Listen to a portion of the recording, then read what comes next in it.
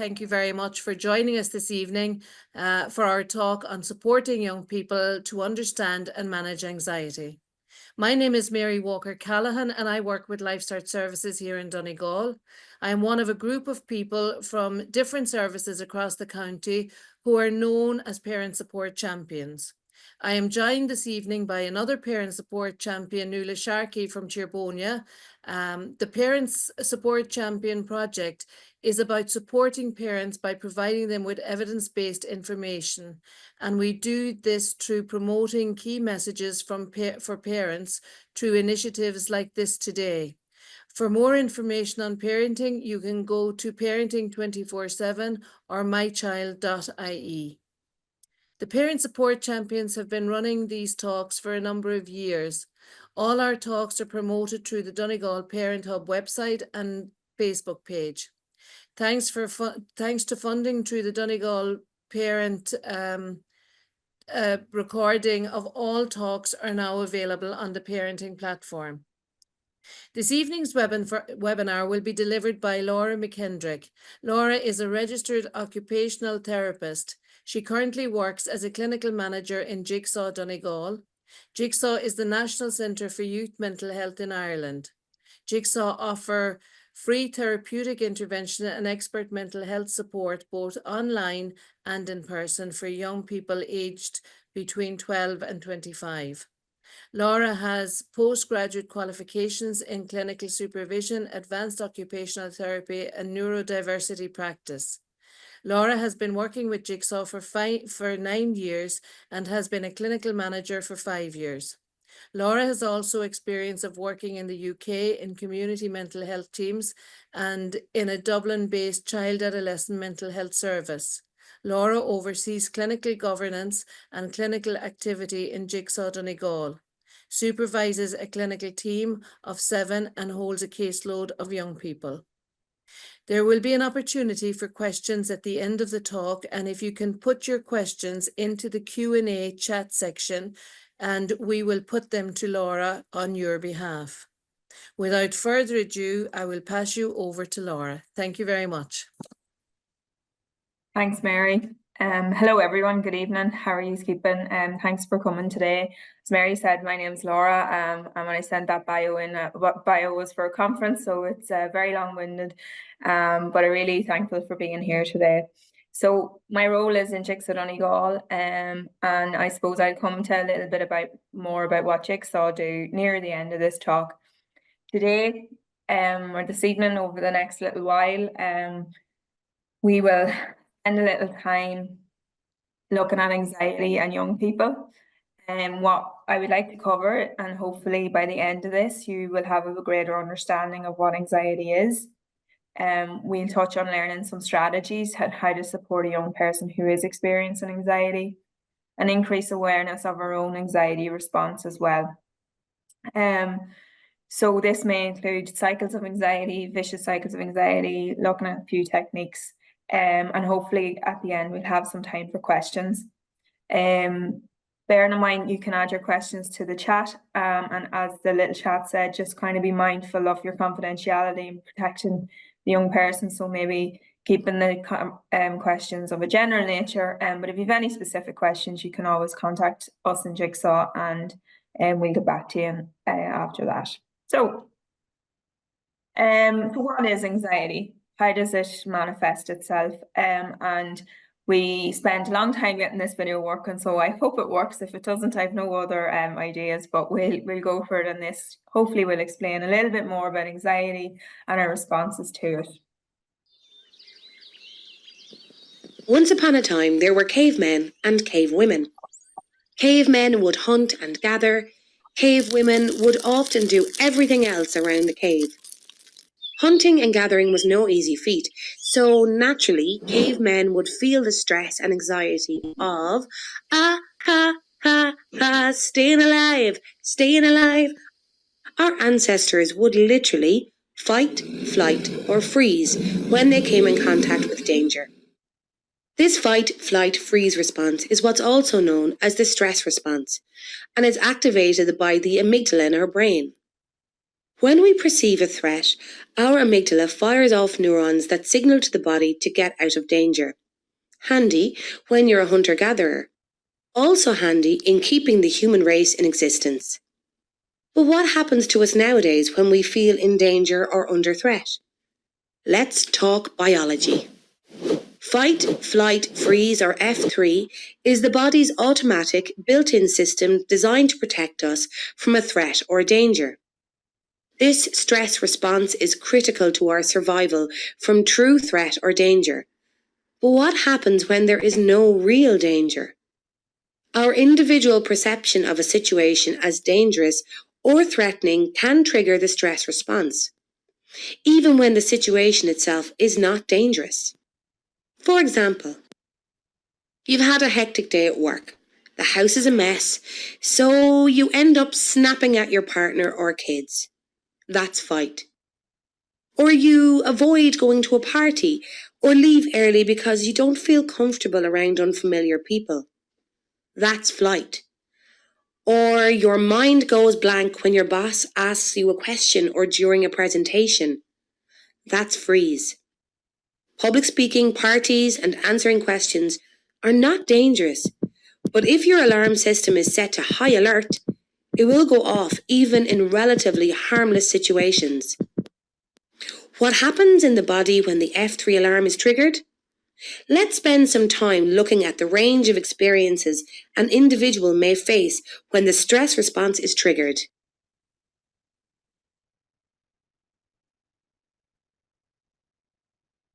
I'm glad that video worked. As that animation kind of went through, we all have anxiety. It's there from our human development in our early days when we were hunter-gatherers, and it was useful then to protect us from immediate danger. And in many ways, it's useful to us still today. But there are times where we experience anxiety where it's maybe not helpful and the danger isn't real, but our body is up to high alert, and therefore we experience a lot of different emotions in our body. So everybody is different. How you will experience it will be different to how your young person will experience anxiety or stress. And there is some crossover between the two, anxiety and stress. Anxious children will worry a lot about, they might fear clowns, they might fear, being separated from a parent, the dark, things like that. Anxious teenagers are more likely to be worried and anxious about things related to themselves. So their body image, how they're doing in school, how they're perceived from their friends, and their performance and things. So it's slightly different. So as they've moved from childhood into adolescence, what their concerns and worries have grown, developed and changed, and are becoming a little bit more internal. How this happens when we think about the F3 response, how this then kind of manifests itself in the body. If we look at our mind, so it's a body-mind behavioral response. So a lot of times in terms of our mind, our brain could be racing thoughts, often very negative in nature or unhelpful in nature. So it might be worrying, what if this happens? This could happen. I'm going to. Our mind, we're checking out for danger. We're looking for the nearest exits. We're constantly scanning. Second guessing yourself, and this can lead to things like tension headaches, feeling lightheaded, that idea, that freeze where we maybe are unable to concentrate, and sometimes we see that because we're scanning and looking for the fear and the worry in situations. Maybe we freeze and we're not able to think about what we need to think about and engage with our prefrontal cortex, which I'll talk about later on, but that is our logical thinking side of our brain. That's our mind, how it affects our body, and oftentimes I think we're getting better at this, at noticing in our body, but when we see danger, the message comes from our brain, that part of our brain, the amygdala, to the rest of our body to fight, to flight, so fighting, running away or freezing. And with that, we need all our muscles. So our body is working a lot harder. So in order for our muscles to be ready to run away or to fight, they get tense, and tense muscles need blood. So the blood is coming from other parts of our body to feed these muscles, and blood needs oxygen. So our heart is beating faster to try and get the blood to our muscles. And our breath is increasing because we need more oxygen. So we might have shallower breaths, which isn't actually helping, but it's a way our body does to get more oxygen in to feed this blood to go to our muscles. Our body is working really hard, so it needs to cool down. So that's why you might feel sweating, flushed, and really hot as well. Some people experience, and this is also to do with the blood flow, is that sick feeling in your stomach, that feeling of nausea, and we hear that a lot with young people that want to get sick, or that urge to use the toilet more often. And all of this is really uncomfortable, and if it goes on over a long period of time, can create a lot of bother for us. That kind of some of the parts of our body, and some people will experience certain things more than others and will feel it a lot more intense than others. Our emotions then, so how it affects us as well as in our emotional experiences. Some people, when they're feeling anxious, it can manifest itself in sort of a low mood, a low energy. It might be more tearful, it might be short of temper, and this often happens. And I probably will refer to it over the next wee while. Typically someone who's holding a lot of that anxiety or edge through the day and masking, and they're getting through the day, but it's really, really hard, and then they come home and maybe are in that safe space at home, and then all of they can become quite agitated, irritable, argumentative, because they're in that safe space, and that might be what you get at home. Frustration comes as well. Sometimes young people don't really know what they're feeling, why they're feeling it. They don't have the words. They think that there's something wrong with them because of the way their body is reacting. Because they might be feeling this way, they might start to isolate themselves, and then can feel lonely. And another part is that they feel tired. Your body has been working really hard, so that high level of work in your body needs to rest. So then you can find that people become quite exhausted and low energy, and it can be quite energy sapping. So really, anxiety is a full body experience, and everybody experiences. You do as parents, we do as therapists. I certainly experienced it today before I come on to this, and that is a pretty normal response, I think, to a presentation. But for some people, they experience it at such a high level that it really starts to affect every aspect of their life. So it can start to affect things like their sleeping, their eating, their routines, their schoolwork, their relationships and friendships as well. That's kind of how it manifests. So when we think about, so that's how it affects our body. So if we're feeling all that, it's going to affect our behaviours and things. What we know with young people and how to notice, it can be quite subtle. And this picture is of a mask. The behaviours, it kind of happens slowly over time for a lot of people, and it's hard to tune into. And a lot of young people are really good at masking it because they want to perform and they want to be the same as everybody else a lot of times, and it can be really exhausting having to mask as well. So the behavioural side of things, what you might notice is unexplained outbursts. Again, that it may be in school and it might be really out of character. It could be at home. We often see it at home, and sometimes I see that as it shows how safe your home is, that young people can feel safe to let it out at home, and let that energy that they're holding onto all day out at home. It could be withdrawal from peers. You might start to notice your child, your young person starts to withdraw from the peers, which they typically wouldn't have done. Unhealthy behaviours. So it depends on, some might start to dabble in alcohol. They might be staying away out late, they might be sitting on their phone for really long periods of time, and behaviours that are generally unhealthy, so they might engage more in that. Absenteeism, it is on the rise, so that avoidance of school, so not wanting to go to school, trying to leave early, maybe are out of school for long periods of time, as well. Concentration difficulties, so maybe they're struggling to keep up with their schoolwork. Maybe they're actually finding it difficult to watch something on TV together, whereas usually they loved films or they loved Marvel or whatever it might be, but actually now they're finding it really hard to focus and concentrate on that. Maybe they're seeking a lot of reassurance from you and from others. Am I doing a good job? Do you think this is okay? Am I going to pass this exam? What do you think?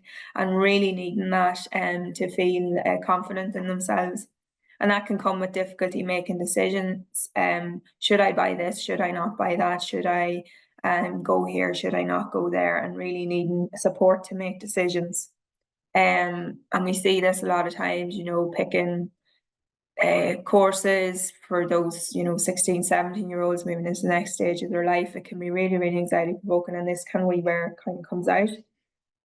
Mood changes, you know, if you notice now, teenagers, there's a lot going on for them, and they're experiencing many firsts, and you're going to get mood changes, but if it's over a period of time, you might see a significant change in their mannerism and their mood. There might be lower energy.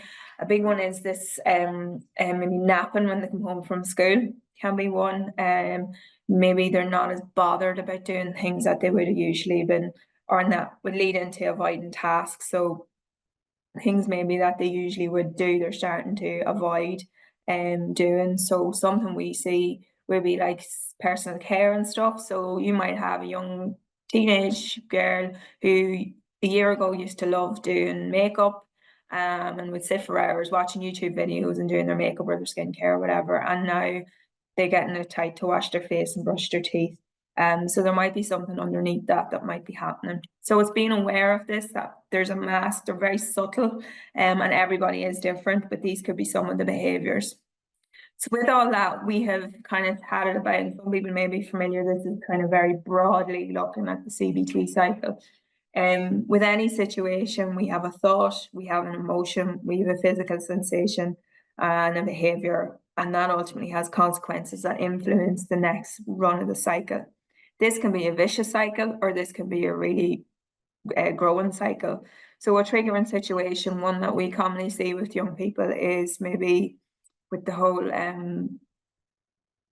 classroom-based assessments. There's a lot more like presentations and stuff, and this can be quite triggering for a lot of young people, that idea that social anxiety gets triggered. So you have your young person is going to school the next day and they have to do a presentation in front of their class. The thought might be, they're going to have an automatic thought, often an automatic negative thought, I can't do this, everyone's going to laugh at me, I know nothing. The emotions then are really stressed, frustrated, unable to settle themselves. The physical sensations, their heart's beating faster, they're sweaty, they're finding it really hard to settle, they're maybe a wee bit more agitated in their body, and their behaviour is to start to ask I don't want to go to school, can I not go to school tomorrow? Or texting you maybe to go home before the class occurs, where you do that. The consequences of that, through that avoidant behaviour, the consequences of that is the thought continues, but it actually continues in that negative. Why wasn't I able to do that? Why couldn't I do that? I should have been able to do that. Now I'm behind in my class. The emotion centre of sadness, frustration, physical sensations, and the behaviour then might be to stay in their bed all day. So it kind of goes between dips and ebbs and flows between stress and mood. And it means then when that situation occurs again, a similar response could happen. But if we were to make slight changes at any part of that, we could change the trajectory of that, and that young person could change that. So if the thought was there, and maybe talking through the thought and going, actually, I've done this before, I am able to do this, and everybody else has to do this. The emotions will still be there. The frustration will still be there, but hopefully it might lessen that. The physical sensations through taking and I will chat through some of the strategies and able to settle the body a little bit. That might help them see clearly, engage in their prefrontal cortex, and see that they will be okay, that everybody else is doing it, that they know their stuff, and the behaviour might be to go in and do it or ask for some sort of adaptation. So maybe I'm going to ask the teacher if I can do it just in front of 2 or 3 people. And then the thought when they come home and they've that done is a much different cycle. So it's changing subtle things on the way through with that. Okay, so When does it become a problem? So as we mentioned, anxiety is something everybody has. It's really important. If we didn't have anxiety, I often say to young people, we'd be walking around in circles. We wouldn't be able to cross the road. We wouldn't go anywhere. We wouldn't do anything. We wouldn't speak to anyone. So anxiety is really helpful to us in many ways. It keeps us sharp. Oftentimes the problem is when it goes on too long and it starts to affect our lives and affect us in areas where the danger is not real. And this is quite evident today, as we see in Jigsaw, the anxiety each year on year is increasing with young people and how it's presenting. So when we look at when it's becoming a problem, so we're looking at what are they experiencing, what is happening in their body, how is it affecting their lives, and what intensity is it coming. So is it at the stage of panic? Is it that sort of early stages where they're starting to feel a little bit, they're starting to say, I think I might have a sore tummy, I can't go in today. Are they starting at that stage? And what is their understanding of their ability to cope with that situation as well? So it's that whole piece that can they see that I feel anxious, but I can cope with this because I've coped with this before, or everyone else doing it, or I've got the skills and the strengths to do this. How long is it being on for? It could be a one-off, could be a bad day, it could be a bad week. But if it's going on longer than a few weeks, that's something to be considered as well. And how is it affecting their lives? This is a big one we ask. And as an occupational therapist and OT, I'm really, really conscious of this. So how is it affecting their day-to-day routines? How is it affecting their sleeping, their eating, their relationships, their school life, their general day? And is it impinging on their lives in that way? When you put all those together, that can give you a good sense of what might need to happen, whether they need to get support or whether it's something that you can discuss at home and kind of work through at home. Why are young people feeling anxious?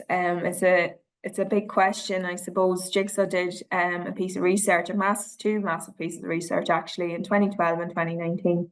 And they asked young people what's helping and what's hurting their mental health. In the findings for both, there was quite high levels of anxiety between 19. So each surveyed 19,000 young people between the ages 12 to 25. And there was a significant increase from 2012 to 2019 from 11% indicating moderate to severe anxiety to 22% in 2019. So it doubled. So it's pretty significant and it really is. And I'd be interested, they're hoping to hopefully do it again. So it'd be interesting how many years on now. So 5-6 years on, what would that look any different, particularly in light of the pandemic in the middle of it all?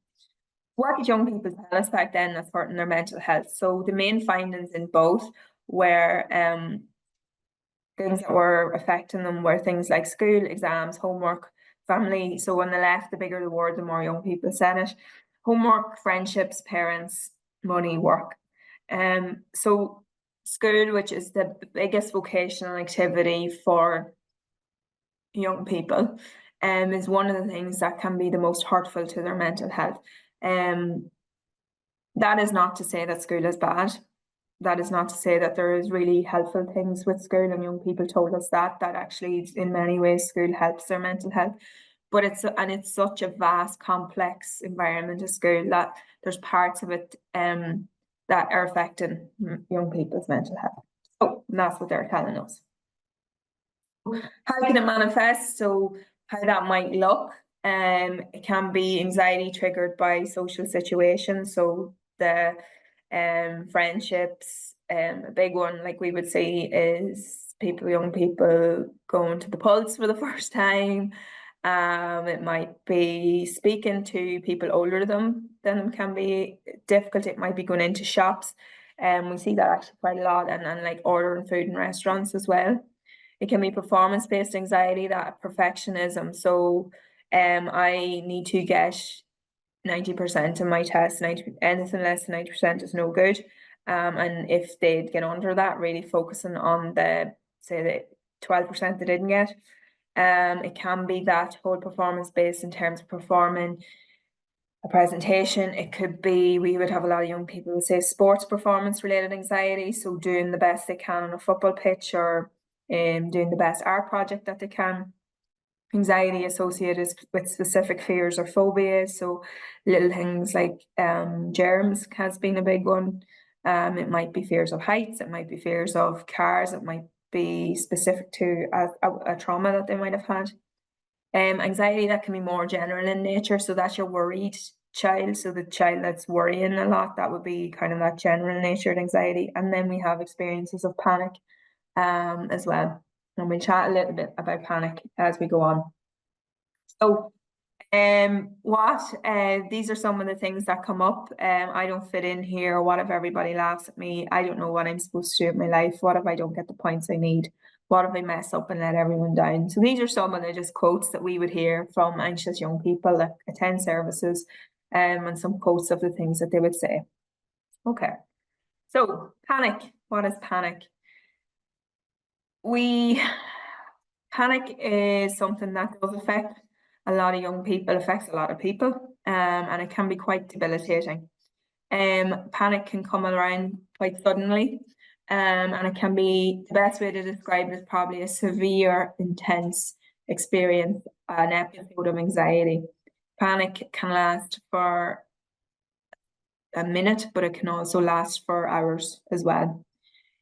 Panic happens, it's related to our amygdala. Our amygdala has two jobs. One is to help you feel fear. The other is to alert your automatic nervous system that there's an oncoming danger. But there's that other part of your brain that I mentioned, your prefrontal cortex, that helps you make logical decisions. When panic happens, and when panic attacks happen, the prefrontal cortex is bypassed. That little part of your brain that usually they chat to and they can usually settle things down, that is being bypassed. So it's purely that physical, emotional response that has happened. So we're unable to rationalize. In the heat of it, it's really, really overwhelming for anyone. And it's the highest state of arousal that you can have. People often say, I thought I was going to die. I think I'm going to have a heart attack. I think there's something really wrong. And we see a lot of people maybe presenting A&E with that. That shortness of breath, that really tight feeling that I'm going to fall over and I can't cope. The experience, this is what a young person kind of has described it at. I remember having this choking sensation, huge pressure on my chest. I thought I was having a heart attack. I thought I was going to die. That is an awful feeling and an awful thought to have. So it's really scary for them, and it can take a long time to come down from. And something I know from young people, if they come into us and they've had a panic attack 2 days before, absolutely exhausted. Really, really exhausting. It's a really tiring experience when the thing settles down. So responding to a young person with a panic, so just like oil and water, when a person is experiencing panic, logic, listening, ability to work things out with you is not going to happen. They do not mix. So they will find it hard to process any information that you say. So they're in that amygdalated state. So for you as a parent, the important thing to remember is, and to let them know that this will pass, that they are okay, and they're not going to die. It is a panic attack. They might not be fit to take that in. So really it's about not fixing it, not going to make big changes, but it might just be a little bit of just being there. Sometimes it's not in the talking, sometimes it's just in the being there, and reassuring them. Being there can be just enough to reassure them, and be supportive to them. Sometimes it's good maybe to open a window to bring in, a bit of air. It might be useful to dim the lights and bring down that sensory stimulation that they might also be taking in. So it might be putting a blanket on them. It might be opening a window, so changing their senses. It might be getting them to sit in their hands, which will give them a sensory stimulation. Dulling the lights, turning off TVs, maybe trying to get the room as quiet as you can, or wherever they are. So that's kind of panic in a whistle stop. What other strategies to help your young person, and how can I help? So when we think about this, the main thing is start the conversation, check in regularly, make those spaces and create those spaces. I hear you, it's really hard to do this all the time. Young people sometimes don't know the words, they don't want to say these things, they don't know how to say them oftentimes. So really important to start the conversation. It's really helpful to do that when you're both able to have a conversation. If you're asking it while you're heading out or there's something else going on, it will be lost and they won't feel listened to. They might feel heard, but they won't feel listened to. And that can be sometimes more harmful. So creating a space where you both are feeling regulated in order to do that. So having that conversation in the heat of a panic attack is not going to work, or high levels of anxiety, it's not going to work. Things like doing it side by side, I'm a big believer in that. My own mother did it several times when you're in the car, when you're out on the beach, when you're doing something, washing the dishes, although people don't do that anymore, it's only my house, but anyway. And listening, show your listeners good and repeat back. To watch their body language, to be guided by them, and their body language is really important. If they're really struggling, it might be don't keep going out with direct questions, to kind of sit back and pull back a little bit from them, and you can come back at it again in a different way. Young people sometimes don't know what's going on, we've mentioned that, so it can be helpful for them to identify what's going on and also acknowledging it. Oh wow, you are doing your junior cert this year, this is your first big set of exams. That is really great, but it can be really stressful. Is this something that creates stress for you, I wonder? Or another way of doing it is to help them is to get them to write down a day what is going on, like a stress bucket, throw it all in. It might be exams, it might be their friends, it might be the stress of getting out in the morning, that they're not morning people and they're tired. It could be they're having bother with a teacher. So getting them to plot out their whole day and look at the little bits of pressure points in that. And then normalize their experience. We've talked about anxiety there, that it's normal and typical and that everybody has it, and that it can, affect us sometimes too much. But we have the opportunity to change that, particularly young people. Well, we all do. Our brains are always developing and we can create new learning experiences, but young people's brains are fresh and they can change that a lot quicker and it can be a lot more impactful for them. So just normalizing their experience with them. Focus on their strengths. What are they doing well? Like, oh wow, you are going through all of this, but you still get up and you still help me make the dinner every day, or you're still getting on with your friends or playing that bit of football. Or you're feeling really down, but you still try to eat dinner in the evening. So really focus and really pick out the little efforts and strengths that they're showing. Okay. Problem solving, but not like going to fix the situation. We can be very quick to reassure, and think sometimes that can make young people feel like they're not heard. And actually the best way to help them is to help them problem solve the situation. Get them to tell you what they need to happen, what's realistic though to happen, because a lot of them won't want to go near the situation, but they want to, maybe it's school, they don't want to go into that maths class, but they still want to get their leaving cert and become a whatever teacher or whatever it might be. So helping them problem solve, what might help fix that? And that's a lot of the work that we do in Jigsaw, is helping young people problem solve without going right, I'm going to ring the teacher and we're going to sort this out straight away. It's maybe breaking that down and spending a little bit of time with them, and it will help them problem solve difficulties in the future. Supporting them to engage in meaningful and enjoyable activities. The stress and anxiety will be in one, maybe two parts of their life. So really encouraging things that they enjoy and having those kind of leisure and self-care opportunities and spending time together. A really important one is modeling healthy ways to cope with anxiety and stress. How we respond to anxiety and stress is going to have an impact on how our young people, view and how they respond to it. So it's really important to be aware of our own stress response. And sometimes we maybe have to take a step back. Maybe we're not the right people to deal with young person anxiety if we're also in that state. So it's trying to work on ourselves as much as helping them and being aware of that. And helping to develop healthy routines and boundaries. So they're sleeping, they're eating, their time spent in the room, their time on their phone. So helping them develop healthy routines and boundaries and working together to set those out. And every home will have a routine and boundaries. So making little shifts and little carving out little changes within that if needed. Something practical, and this is one of my favorite little techniques. It's very simple, guys, and it's called 5-finger breathing. It's when someone is in that amygdalated state, it's important that we, one of the great ways of regulating ourselves is getting our breath. But some people aren't able to do the breathe in, breathe out, breathe in, breathe out. And for young people, it can be useful to do this. So if you imagine, and nobody can see you, so you can put your hand up, and if you take your right hand and your left and then your finger, and if you breathe in as you go up and trace your finger up to your thumb, so breathe in, breathe out as you go down, breathe in, breathe out, breathe in, breathe out, breathe in, breathe out, breathe in, breathe out. You'd probably do it slower, but I'm just quite conscious of time right now, so you'd probably take that a little bit slower with them. And not only is that help regulating their breath, you're also giving them some sensory feedback through touching their hand, which also is a way to bring them back into the moment, bring them into the present, which is similar to a grounding technique. Grounding techniques are really, really helpful. The way I describe with young people when they're feeling anxious or stressed, it's like their mind is way outside.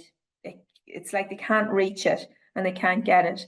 And the way to do that and pull that back in is bringing yourself into seeing what's around you and feeling your body. So one way, like, everyone is different, and sometimes we need subtle ones. So things like stretching can be a really subtle one.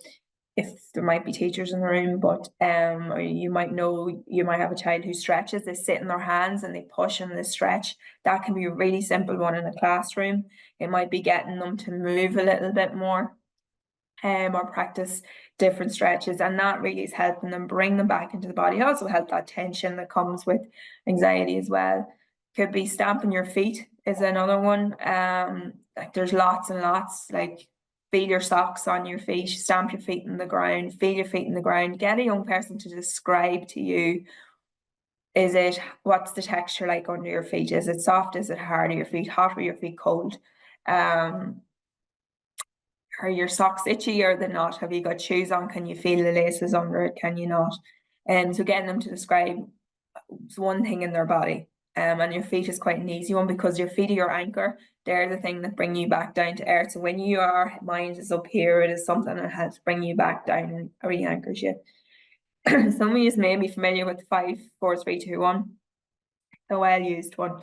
So in that, it might be getting your young person to name 5 things you can see and actively get them to do that. So 5 things I can see right now: in the back door, a chair, a table, a picture, and a kettle. 4 things I can touch them. So my blouse, the table, the laptop, my leg, and I can feel my slippers on as well. 3 things I can hear. So I can hear the heating, I can hear the rain outside, and I can also hear a dullness of the TV in the sitting room. 2 things I can taste. I can taste this bit of the salmon I had from my dinner, and also I can taste, what else can I taste? Some salt that I also had on my dinner. And 1 thing I can smell. So I can actually smell, I have washing hanging over here, so I can smell that there. So it's going through all your senses to help reground as well. Another one would be explaining how to do a task in detail. This again is bringing into their prefrontal cortex, that logical, real structure, procedural part of the brain. So tell me exactly to the detail, how do you make a cup of tea? So I lift my arm and I lift the kettle and I turn the tap to the left and I put the kettle under the tap and I put the cold water in and I move it over, and really, really in detail. It might be getting them to tell me if they're into Man United, for example, although I don't think that's a great team at the moment, so I'm told. Name out all the players on the first team for Man United, or the Donegal team, whatever it might be. So getting them to be really detailed, and that will engage this prefrontal cortex so that doesn't get bypassed, and that will slowly help bring them down. One of these, the last one is weighing up the odds. What is the evidence? So that's around the thinking. So it's something to help your young person is, you know, I'm going to fail this test. Well, how do you know you're going to fail this test? Is there evidence to say you're going to fail the test? What's the evidence? If you were to take this to, so they'll say, oh, well, I just think I'm going to fail. Well, that's not evidence, that's opinion. A lot of this opinion. So it's getting that tangible stuff. So it might be, oh, well, I got 60% in my last test, and I haven't studied. But then maybe you go, well, what's the evidence against that? So weighing up, well, it's this part is my favorite part of the maths course, and actually I haven't needed to study because I'm finding the homework is quite good. So you're weighing that up. So the likelihood is unlikely that you're going to fail the test. And then the question is, so what if you do? What's the worst thing that's going to happen? And kind of going through that and working that out and problem solving that. So we're coming near the end. The last thing is a little bit just for you guys. It's a little bit of the breath prompt and thinking about yourself. The age-old thing when you're on an airplane, you need to put on your own oxygen mask first. As parents, I often think you guys are the principal, you are the best friend, you are the sworn enemy, you're the chaplain, you've every role in the school, and that is hard work. So it's really important that you put your own oxygen mask on first. And I suppose be aware of that. I know it can be hard, but just even taking these little moments. One thing, I do this before I go in with a session with a young person. It's called a 3-breath prompt.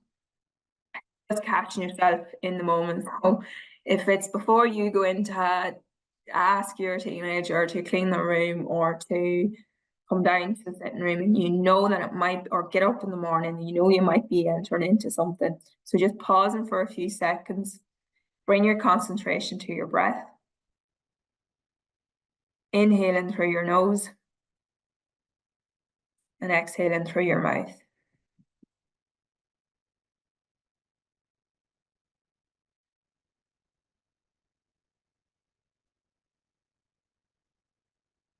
So like the young people, that's bringing oxygen into your bloodstream. It's going to relax your body and your mind.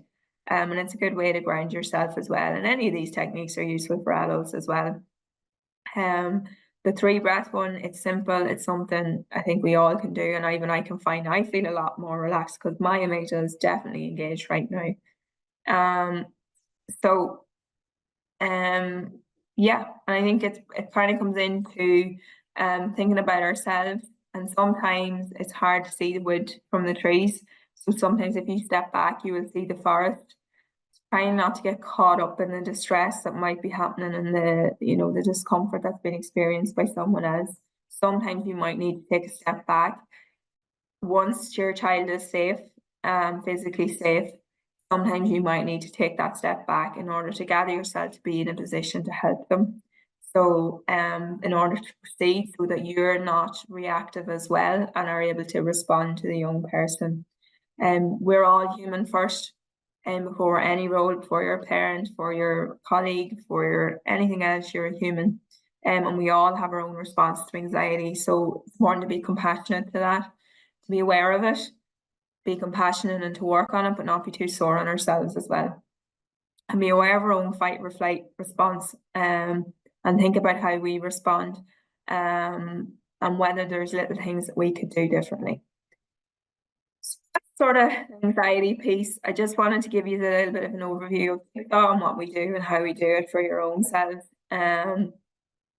So what Jigsaw is, some of you may be familiar, some of you may not. So Jigsaw is a primary care youth mental health service, and we support 12 to 25-year-olds. We're brief therapy, so when young people come to us, some young people come for 1 to 2 sessions, others might come for a little bit longer. Some people come like 3 and 4 times in their life to Jigsaw because of the different things that go on, and generally that's okay. Young people are centrally involved. What that means is with any therapy, but particularly with teenagers, we have to have the buy-in of them. So young people have to want to come, but also know what they want to work on, or not know, but be willing to work on something. So we use systems like a goal-based approach and strengths solution-based approach. So young people will set the goal. So often we might have a parent who would like a young person to do one thing when they come to Jigsaw, and actually that isn't a priority for that young person. So, for example, a parent might want that young person to work on their sleeping because they're up all night, but the young person wants to mend a relationship with a friend. If we work on mending the relationship with a friend, that ultimately will help them settle their general mental health, which ultimately will help their sleeping. And usually they work out. For mild to moderate mental health difficulties, so the way I describe that is it's affecting your life somewhat, but it hasn't maybe taken over your life for a long period of times. Some young people come to us and maybe we're not the right service for them and they need a secondary level care service, and we're happy to support any referrals if needs be. We would do that assessment. We're not a substitute for some other services like that as well. We have in-person and online options available. So yeah, and there's an online, I'll go through jigsaw.ie, but we also have our local online service as well, and we're free of charge, but I suppose we are a charity, so you'll often see us fundraising. So for example, we're Marks and Spencers and there's options to fundraise for us and donate.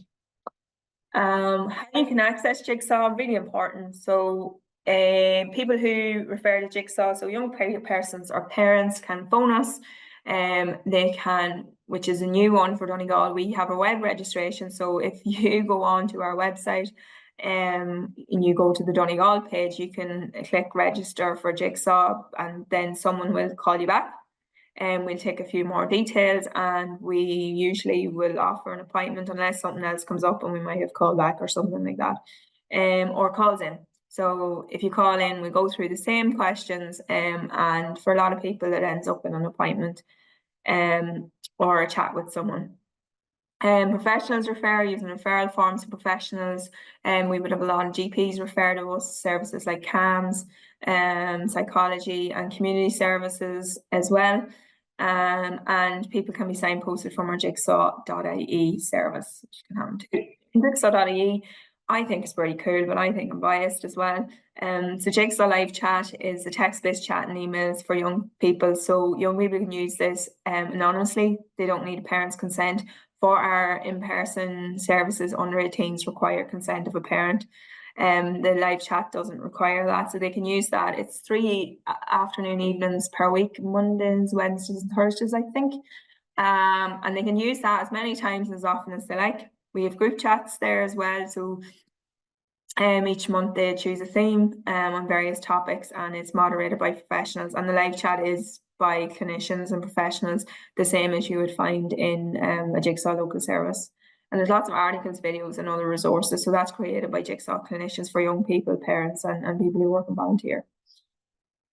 And I suppose that's how you contact us. That's our opening hours. You can give us a call if you're not sure. You can give us a call and we'll try and get back to you or talk that through. Or you can, most of the information you'll find on jigsaw.ie as well. And this piece has been recorded, and thank you to Nicola, Mary and Nuala in the background for setting this up, and this will be on the parenting platform, which is a wonderful resource for the people in the Northwest and the parents of the Northwest. So please have a look. It's on YouTube. There's the handle for it. And yeah, thanks for having me. And if you've got any questions, I think we've about 10 minutes or so. Would that be right, Mary and Nuala? That's about right. Laura, listen, I want to thank you so much for such an interesting talk. And I'm going to pass over to Nuala because Nuala has got a few questions, I think. And if anybody else has any questions, please put them into the chat now, because this is your opportunity to ask a few questions. Okay, Nuala, handing it over to you. Hi, thanks, Laura. That was great talk. A couple of questions have come in.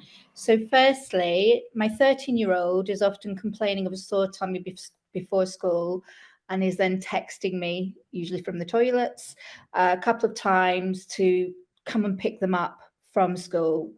What should I do? How should I approach this? So if we think back to what we're after, this scenario comes up and has come up more and more over the last few years. If we think back to what we kind of discussed a few minutes ago, it's starting that conversation.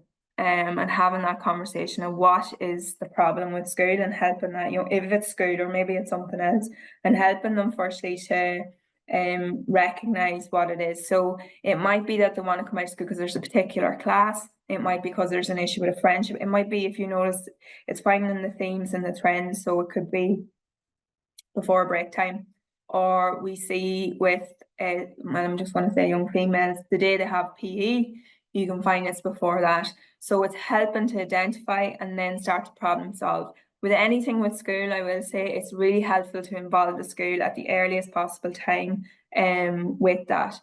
Little bits of chats with them when we think about the vicious cycle. If we keep taking them out, they'll still not learn to that they will cope and that they're able to cope. So it might be peppering it in with supports and adaptations around them. And school can be a really good help. But I think the main thing is starting the conversation. It's probably not good having that conversation that morning because they're in that stressed state. But maybe it's at a different time when you're both settled, because I imagine that can be really distressing in the morning when everyone's trying to get out to school. And then talking through some of those strategies and working through the problem solving with them. Brilliant. Thanks for that. Another one was my teenager won't go into shops or speak or go up and order something, say from a cafe, unless one of the families with them. So how can I support them with that? Yeah, so that's a good question. This happens particularly as they're moving into that independence stage, and their friends are maybe moving there, and some are going faster than others. So really, we would do graded exposures with young people. So we'll start with, okay, you want to be able to go to the shops. Let's look about what shops. Where would you like to be fit to go to most on your own? So it might be Penny's is a big one for a lot of teenagers. Penny's is a big place, very stressful place. But how do we work up to that? So it might be looking at a quiet shop at a quiet time and building that up and showing them that they can cope, and things like those grounding techniques would be really helpful. So getting them to do the 3-breath prompt or the finger breathing in the car before they go in. It might be that you stand at the door and let them go in and slowly move back. That can be one, or getting them to do some part of the transaction in the shop as well. So there's lots of ways to do it, but I think again, talking it out, teasing out, and look at a planned approach, and having that young person involved in it. Thank you. I think this is the last one, which is sort of works quite well. My son is really agitated and upset. If I ask him to do anything at home when he comes from school, it just seems to upset him more. This can cause a lot of arguments and is really beginning to affect our relationship. Is there anything I can do to support him? I would say there's something else niggling him during the day. So there's something in the course of a day that's getting him when he's coming home, and maybe he's exhausted, he's agitated. Again, it's probably a space where he feels most secure, and kind of going through what's going on in a typical week and what might be stressful for him or difficult for him. So really breaking that down. Again, doing that when you're both in the heat of it and it's kicking off because he's so stressed won't be the right time to do that, and sort of that's the time you might need to pull apart. A little bit like a panic attack. Just be there, be reassuring, and then come back to it. And I think that's the main way of listening, is coming back to it and being there to do that. But I would say there's something more going on within that, and maybe he's masking all day. So yeah, hopefully that helps. That's great, folks. Thank you. That's all the questions, Nuala, is it? Yeah. Okay, folks. I see that Nicola has put up in the chat the link to get to the parenting platform. And just to let you know, there's a lot of really, really good information on that platform. So make sure you check it out. It's across all ages of young people, from early childhood up to teenagers. So have a look and see what's available there. Also, somebody just queried whether they would receive anything from this webinar. So again, the presentation will be sent out to everybody who signed up for for the event tonight. So it just leaves it to me. I think there's a poll as well, so please make sure you complete the poll before you leave us. And just again to thank Laura for her talk. It was really interesting, and also to thank Nuala for helping out with the questions and answers, and Nicola, who's away in the background someplace. Okay, thank you folks, and good night, and thank you all for your attendance.